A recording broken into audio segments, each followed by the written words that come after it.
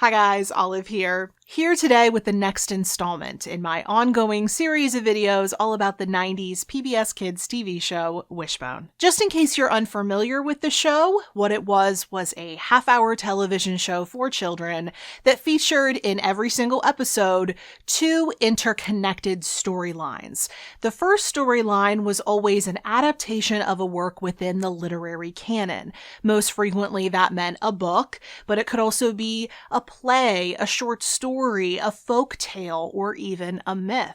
And then the other storyline in every single episode was set in the modern day at the time, meaning the 1990s, and it featured a family living in Texas with their pet Jack Russell Terrier Wishbone, and that modern storyline always related back to the literary adaptation. In this series of videos I do here on my channel, I examine one episode of Wishbone per video, and I compare the Wishbone episode against the work that they took on in the episode.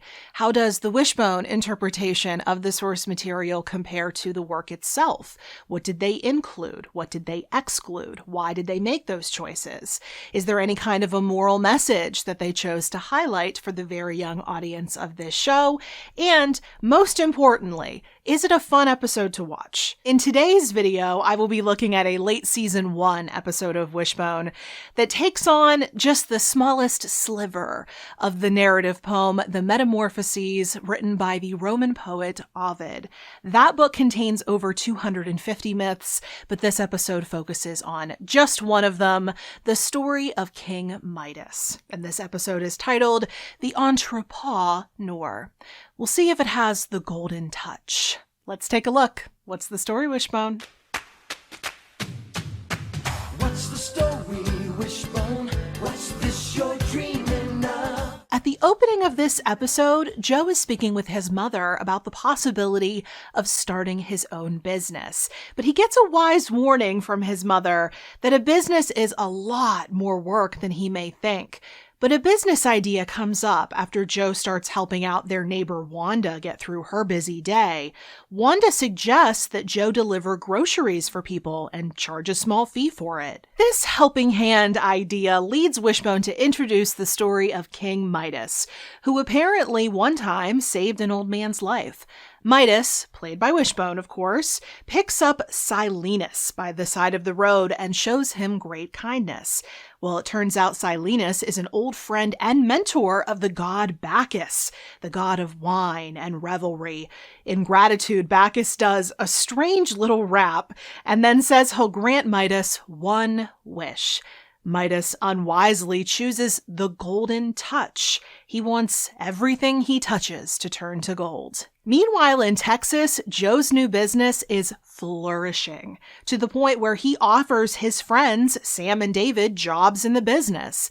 Sam has the great idea of including flowers in the deliveries, and David and his dad build small cargo trailers that the kids can pull with their bikes, making it all the easier to make deliveries.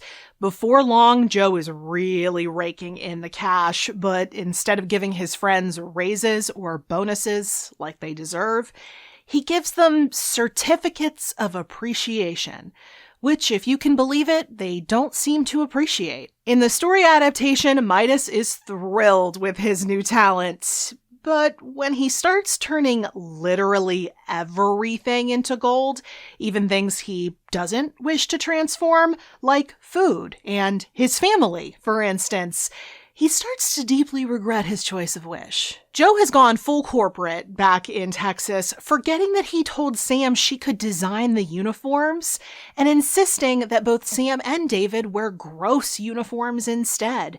The final straw is when Sam has an accident on her bike, and Joe only cares about his bottom line.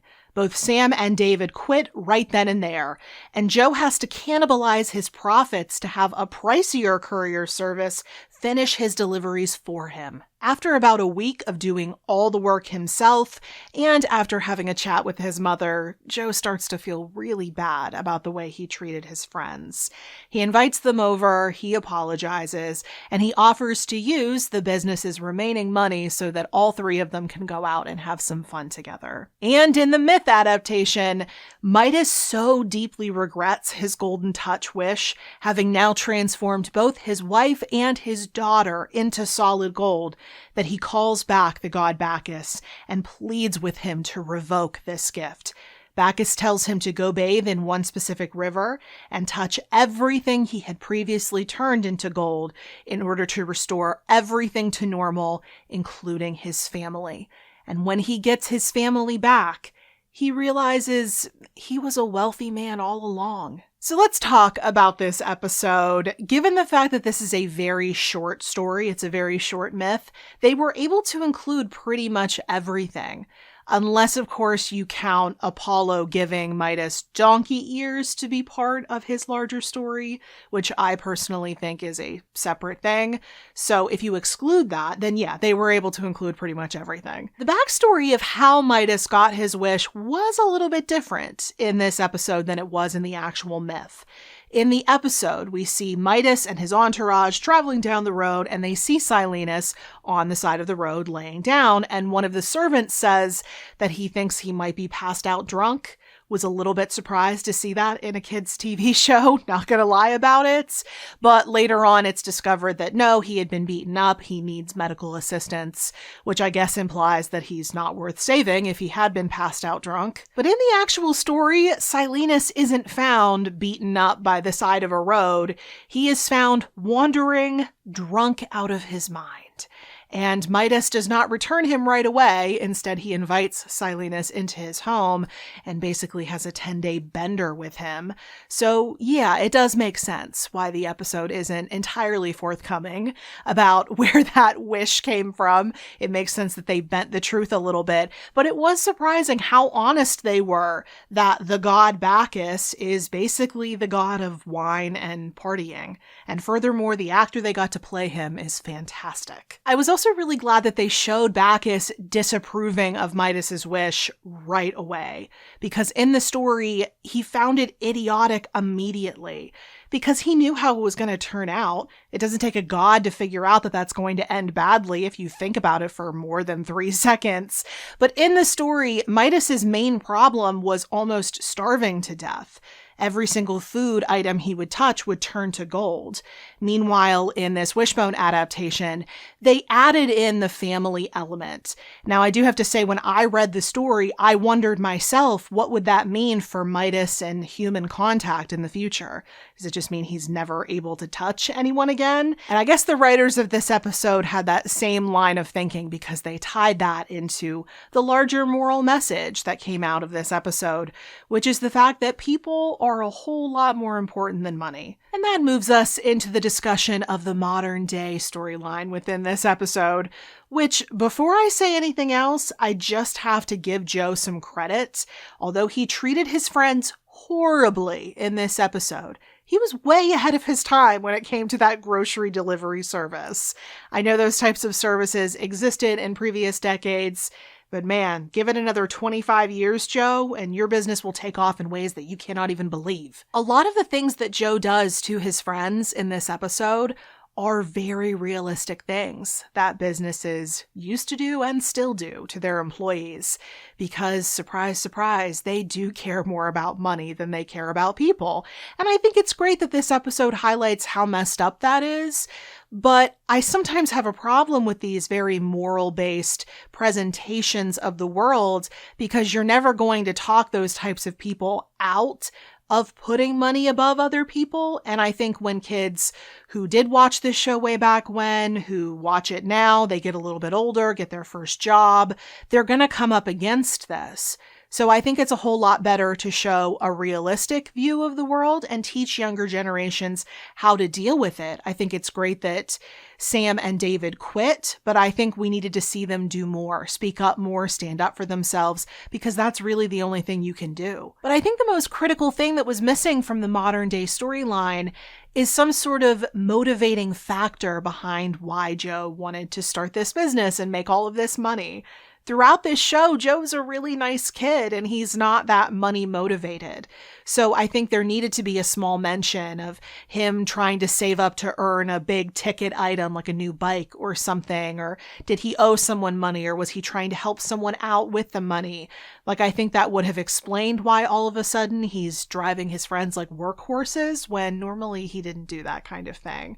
So that was a little bit outside of character. And I just think that one tiny inclusion could have brought everything together. But overall, I do think this episode really worked. I think the two storylines went hand in hand. The moral message is very sweet, if a little bit idealistic.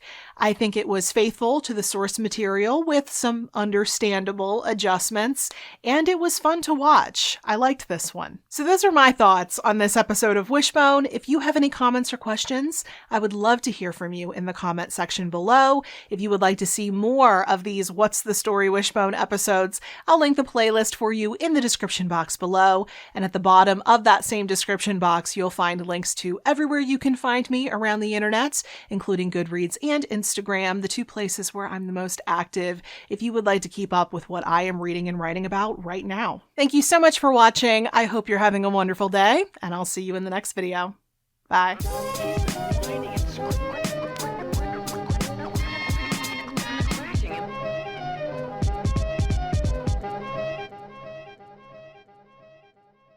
Funding for Wishbone provided by annual financial support from PBS viewers like you.